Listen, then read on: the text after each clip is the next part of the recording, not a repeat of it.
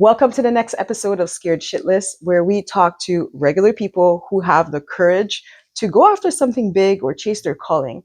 My name is Sarah Simajist, and I am your host.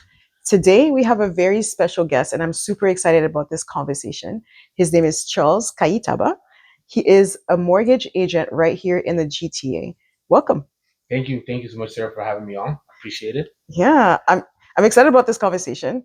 I feel like I'm gonna get to know some parts of you that I don't know already. And Sure. so, as I mentioned before, this show is really about obstacles. It's really about showing people what the possibilities are despite the obstacles that they go through. So what I want to talk about today is not only your successful mortgage agent career, but also who were you before and how you got there. Right. So walk us through a little bit of through what you did before being a mortgage agent. Yeah, it's a good question. I hope we have time. I got into the industry a little more of a unorthodox fashion. It was a little bit more of a wraparound, but my background has nothing to do with finance or mortgages. It's in health and fitness, so kinesiology major, and then from there, we were raised in St. Catharines, so Niagara region is actually where I'm from. Okay. Right, and then once I graduated from university, I moved to Mississauga because Sheridan College has a athletic therapy program. There's only one in Canada. Okay. Right, so it was another 4 years of post grad. So my dream was, because I couldn't go pro in basketball, let me see if I can be an athletic therapist. I just wanted to stay near athletics. Yes, that was always yes. been my main goal. So it was cool. I got in first year. About 6 months in, I realized, it wasn't What you want. really for me. And not that the industry itself didn't wasn't my calling, because I did enjoy it. But at a young age, I've always been in a position. We come from humble beginnings, so I've always had to kind of take care of family. So when we did the math, I realized for another 4 years of school, a lot of people are probably making at best 50, 60K. Yeah. So in my head, I'm like, that's 8 years of school, and I'm For- only gonna be making, let's call it, on the best case scenario, 60K a year after Right. graduating. I could have become a doctor. That doesn't make any sense to me. Right. Right. Right. So I made a little bit of a hard pivot. So what I did was I told myself I was gonna at least finish the school year, right, and then have a conversation with my mom about dropping out, which was a Yes, different conversation in the household. My mom was old school, Yeah. African in terms of studies, school, But I realized, listen, this is just wasn't for me. Right. At the time, I was working at a fitness studio called Orange Theory Fitness. Okay. It's like a boutique fitness Yeah. studio. And once I quit, I just started working there full time. And then I was about 21 years old at the time, 21, 22. And I was able to scale, actually, the quote unquote, I would say, corporate fitness ladder pretty quickly. Right. And at 22, I became manager of the studio. Okay. And then from there, I helped manage two other studios in Mississauga. Nice. And then now I was the regional fitness manager for all of Mississauga, for all of the Orange Theory Fitnesses. So about 22, 23, I had about 7 employees underneath me I was managing. Nice. About 12 support staff as well. I was doing everything from opening, launching the studios, and I worked very intimately with the owner of the gym. So I always tell people this was like my quote unquote business school, because I learned everything in terms of how to run and operate a fitness studio, how many memberships you need to sell, what's the break even point, just the costs, cleaners, etc. I knew everything from top to bottom, in terms of what we need to actually make money and turn a profit. At that time, I reconnected with an old friend who actually, when I was an athletic therapist at Brock, he was on the Brock basketball team. Okay. His name was Nathaniel Gardner. So he was kind of my gateway, I say, into the whole financial literacy space. Okay. He worked. He was the not the CFO, but just one tier underneath the CFO for Sun Life Financial, downtown Toronto. He retired from corporate at 28 years old. Okay. Because he amassed enough rental properties that covered, I believe, almost 75% of his salary. Okay. right? And he felt comfortable enough to exit the corporate space and jump into real estate full time. I see. Right? And when he invited me, I'm just fast forwarding. Yeah, yeah. When he invited me to his retirement party, I'm like, this doesn't make any sense. He was making more than six figures at Sun Life. So how old was he when he retired? He was 27. Okay. Right? Okay. When he left, I believe 26, 27, around there. And like, man, I'm in the wrong game. I'm in the wrong hustle. You gotta show me what you're doing, right? Yeah. And he was a certified financial planner, financial advisor. Invested quite aggressively into real estate, and then he taught me everything from how to find a property, how to underwrite a good deal, what is a good deal, right? How to acquire financing, raising money with investors, etc. So I was under his kind of tutelage for about 6 months to a year. Okay. But what I did was, because I was about 23 years old, making decent money, around 70, 80K, right? And I lived with my sisters. I didn't have any true expenses. Right. So what I was doing was I was actually just investing my money in his project. I see. So is that how you became a private lender? Correct. Through that. Okay. Through that. So I do want to mention something. So you mentioned the fact that you and Nathaniel, you reconnected with Nathaniel. Nathaniel, yep. And that he taught you everything about real estate investing and all of that. Correct. However, I think I do want to give you credit for taking, kind of like grabbing on to that information, right? Because some people would maybe reconnect with a friend, have dinner, and then just be like, okay, well, oh, this is cool what you're doing, but let me continue on my own path. For sure. But your interest in that, and the fact that you were probably asking the right questions, and he saw that you wanted to continue on that path, and he was willing to give you the information. But sometimes people see more of either a threat or, hey, this is a friend, but I don't want to show where I am compared to him, right? You're kind of seeing like, hey, you've grown so much and I'm here. But I like the fact that you actually, wanted more information to kind of get, maybe mentorship from him and kind of go that path. For sure. So do you think that was one of the reasons that led you to being a mortgage agent? Yeah, 1,000%. 1,000%. Because what happened was, it got to a point where there was essentially it was one specific deal that kind of like stuff that really made me get my license. Was there was a 6-unit building in Chatham. Okay. Right. He's like, okay, you've shadowed me for quite a bit, right? I'm still gonna own and control the asset, but I want you to do all the work from start to finish. Okay. Right. I want you know who the investors are. I want you to speak with the investors, raise the money, manage the contractors, do the cash for keys. When cash for keys was actually a thing. It's not a thing yeah. Can you explain for the audience what is cash for keys? Yeah, cash for keys is just simply when you essentially pay a tenant a agreed upon lump sum of money up front for them to exit the unit, right? That way they can actually go and find ideally another place to rent if you don't have another unit available for them. Right. I'm gonna rewind a little bit. Yep. You talked about being, were you on the Brock team, the basketball team? I wish. No. I wish. No, so I gave up my basketball dreams pretty early. I would say not so much skill set. I definitely think Canadian university was definitely in my horizons. But due to just family situations, I decided to stop playing basketball and actually just focus on school and work. Okay. So I worked full time while putting myself through school.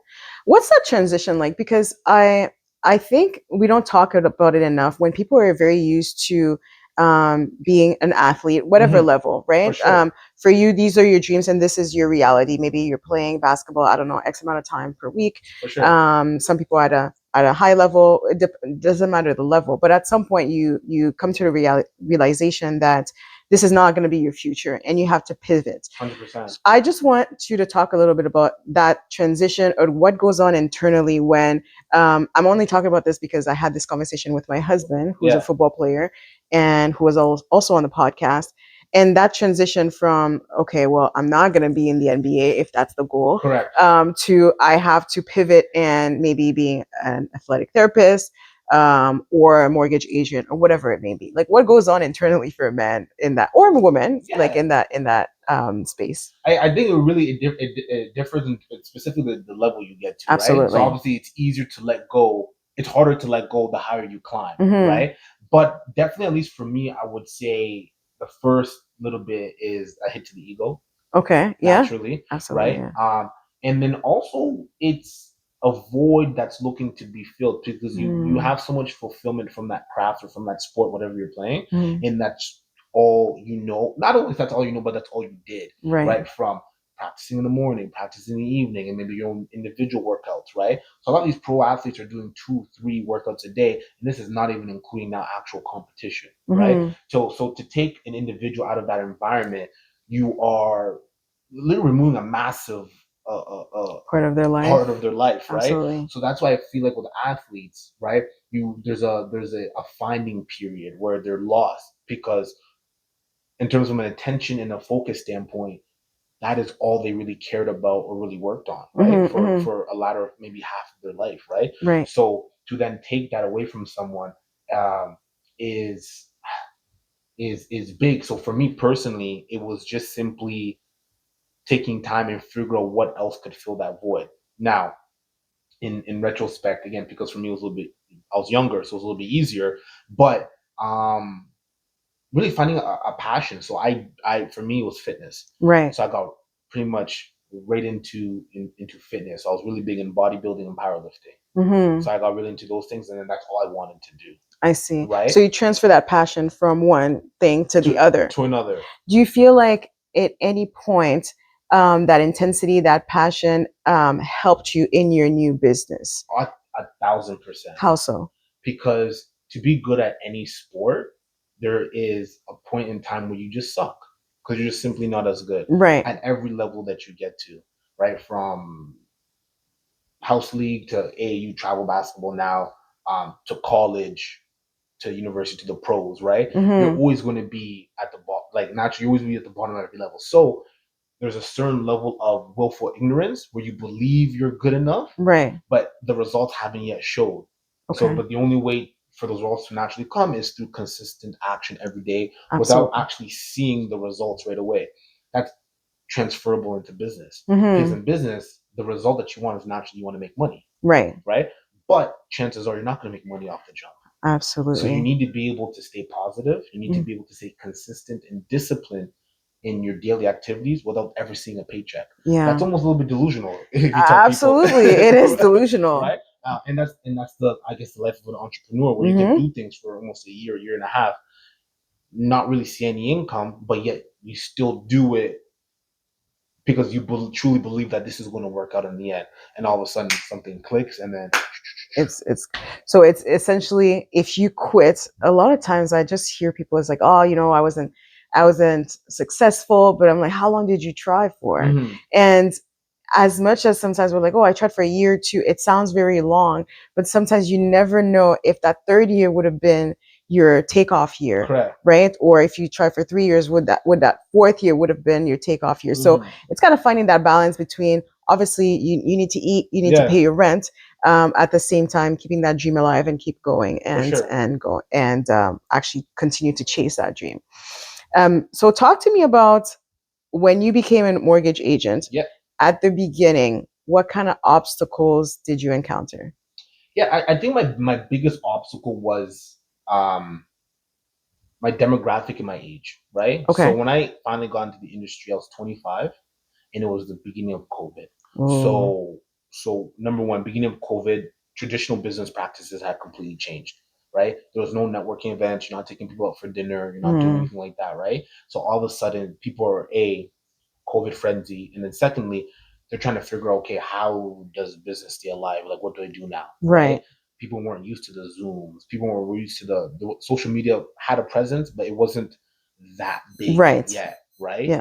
And then secondly, my age, right? People at 25 years old, that demographic's not buying properties left, right, and center. You're 100% right. Right? Yeah. And then secondly, my warm network of those people who knew me never saw me as a mortgage agent. So now I come from talking about the different anatomies in the body, personal training, right, giving gym advice, to now asking people for personal financial documents, underwriting. They can't see me in that same light. I see. Right? So naturally, the people who I grew up with were not my clients initially, right? I had to get business from outside first. then once I became established in the industry, now it's like, okay, now I'm helping people that I know or I've grown up with because they've seen that, okay, this is actually what he does, right? Right. So just a combination of all those things together made it extremely challenging, where I don't think I closed my first deal for like almost almost a year and a half, I would say. Wow. And you still kept going. Still kept going. If you don't mind me asking, how did you pay your rent? How did you have another job, or were you all in and living from savings? Like, what did Yeah. that look like? So I've always been someone that's always had money because I've always worked, right? Okay. So I've always learned the value of a dollar. In terms of, my mom was very she always preached in terms of save money for a rainy day, right? So when I actually quit the gym, all right, and this, I know there's a living God. When I quit the gym, There is.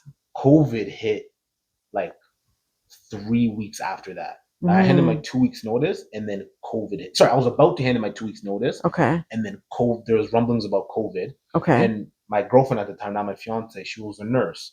She's like, you might want to hold off Okay. on submitting that 2 weeks notice, because I think like things are gonna get shut down. Okay. Right. So I'm like, did you know what? Let me just be patient. Gym gets shut down, right? Because naturally that's like the first thing. Yeah. Yes. And all of a sudden everyone's out of work. Okay. Right? So, but then the I forget what the SEBA checks start Oh, coming in. yes. Right?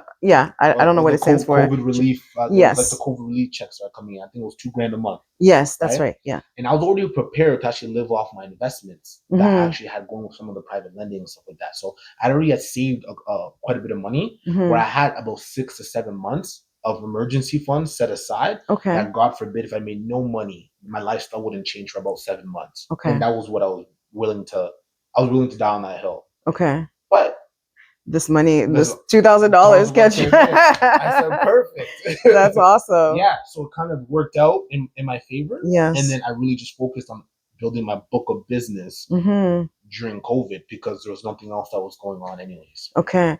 That I like that you're saying that. Well, I mean, there is an element of, I guess you could say, luck. I don't know if we can call COVID luck. Yeah. But because obviously it impacted a lot of people negatively. For However, in this situation, because of the funds that allowed you to have and to grow your business while still getting a little bit of a paycheck, helped. Correct. Do you think without that you would have kept going for a year and a half? Yeah, 100%. Okay, good. I have a tight family, so I was living with my sister at the time. So I was helping pay rent and stuff like that.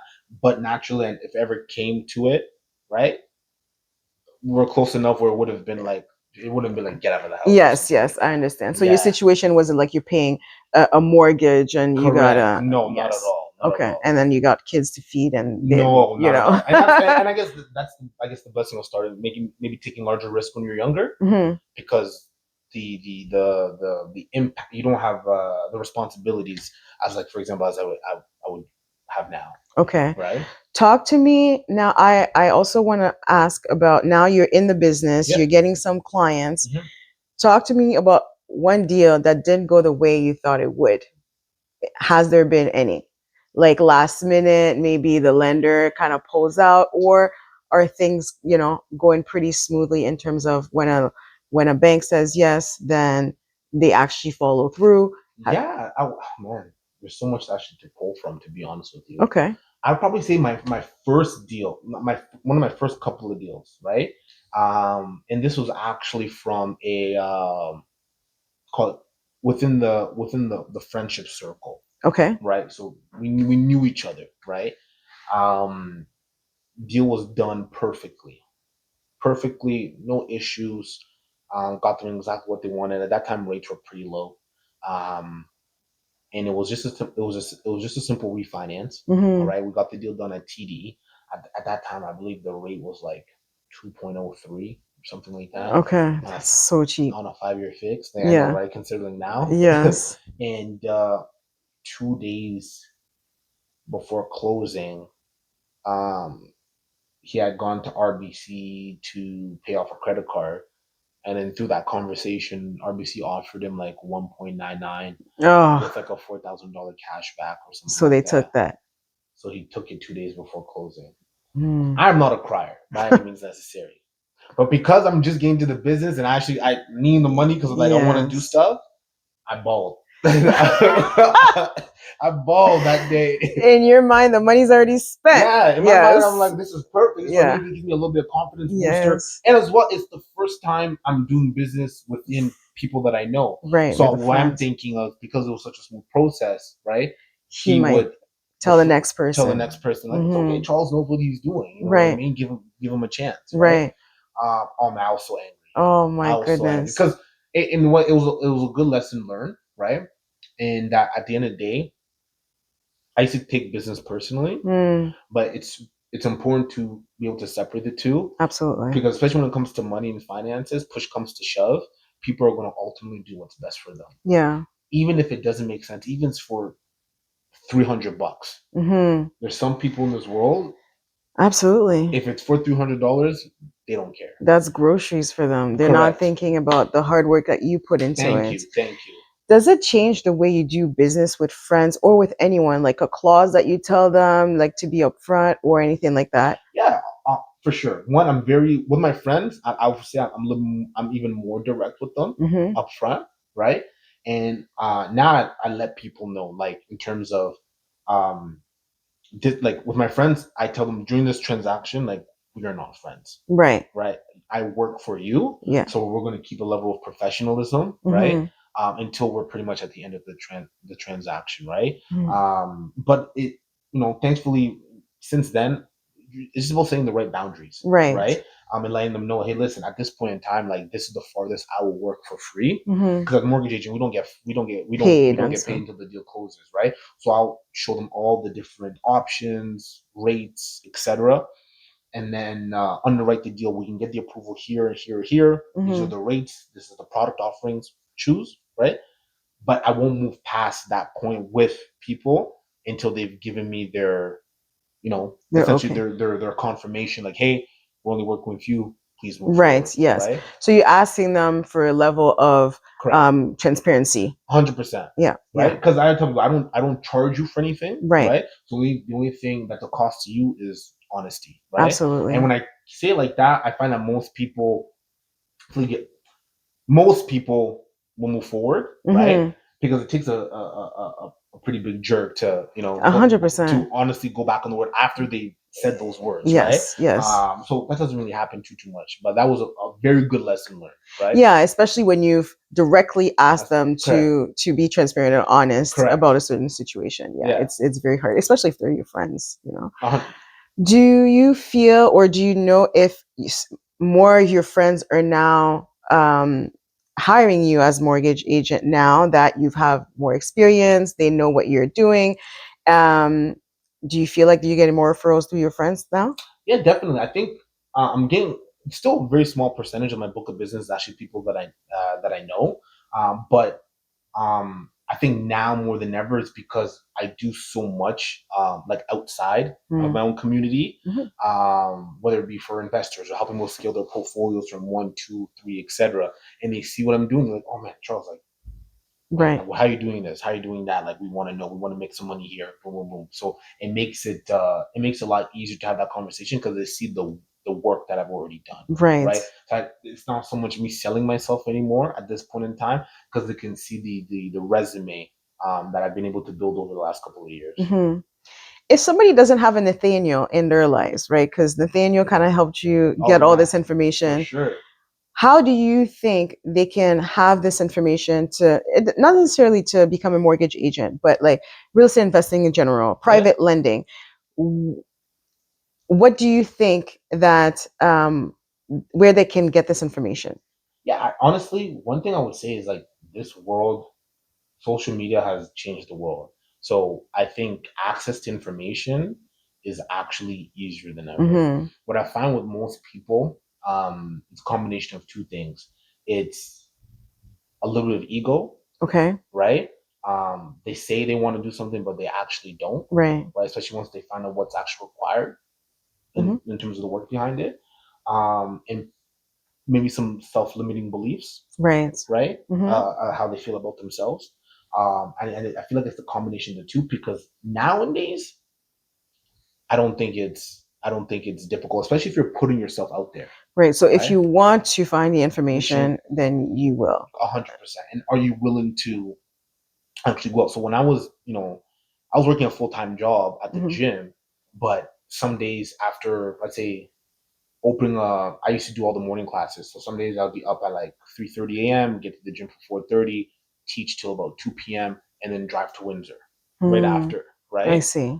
Just to argue with some general contractors for a couple of hours and then drive back to Mississauga, right? So I was putting man hours behind, right? And that wasn't paid work. That was just me because I just wanted to learn and understand because I understood, like, if he can do it, I'm very much so, if he can do it, I can do it too. Because I've never really thought, most people I don't really think are more intelligent or better or anything like that. It's just they have an acquired knowledge that you just don't have yet. Right. And the only way for you to acquire that same knowledge is putting in time.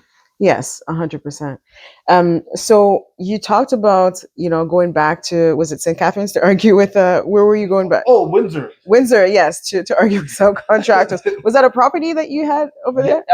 He had that. It was a flip that he was doing. I see. Right. Was that the first deal? Yeah, so the first for him it was mainly Windsor and Chatham. That was kind of like his bread and butter.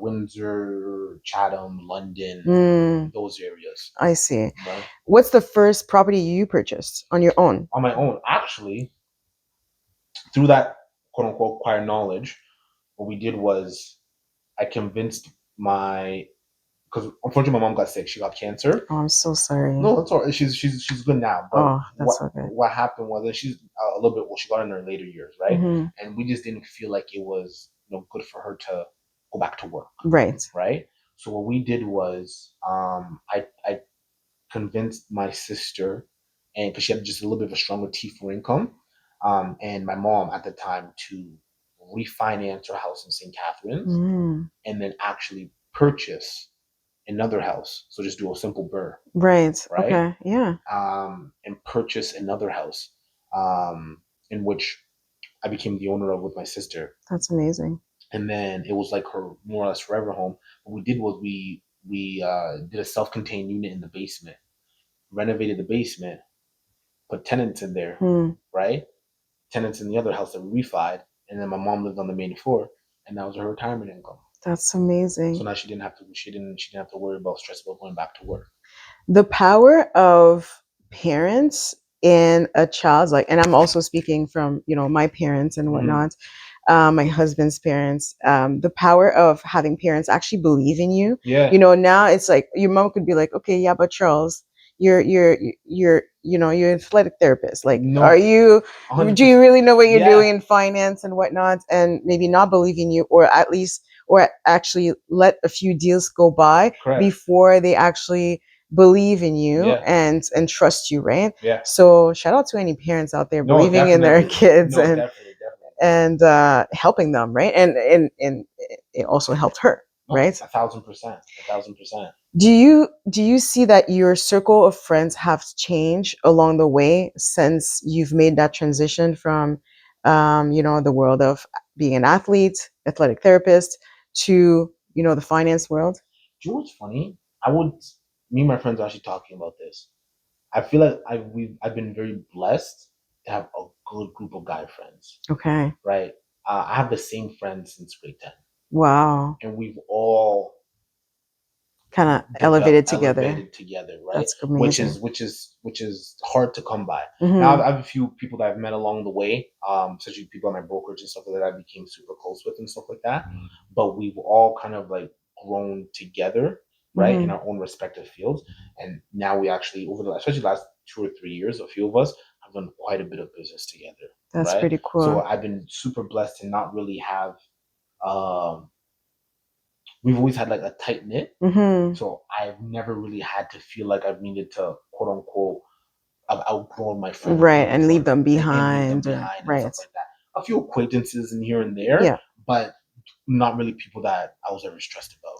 Yeah, I think we underestimate how important your circle of friends is. 100%. And I do think, this is my personal opinion, but I do think if they hadn't grown with you, they would have been left behind. For sure. Because for sure. I'm assuming your days are just, talking to potential clients, growing your business. How can you hire admins and stuff like that?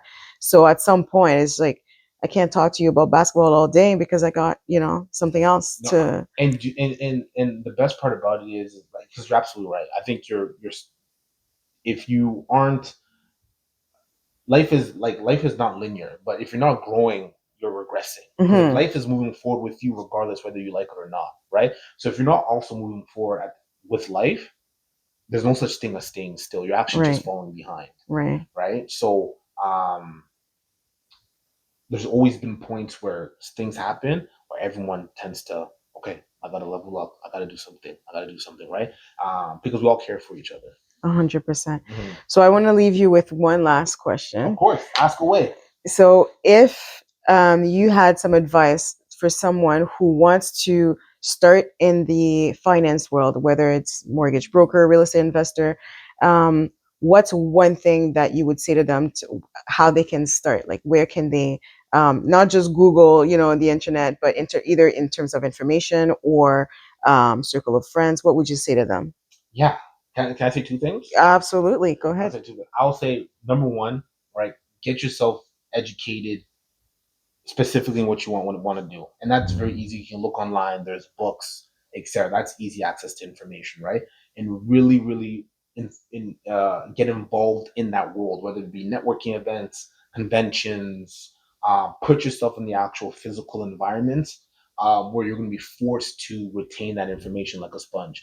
And then secondly, what was big for me, find a Nathaniel. So find someone who's doing it, right? And actually doing it. They're putting their money where their mouth is and ask to do whatever they need help with.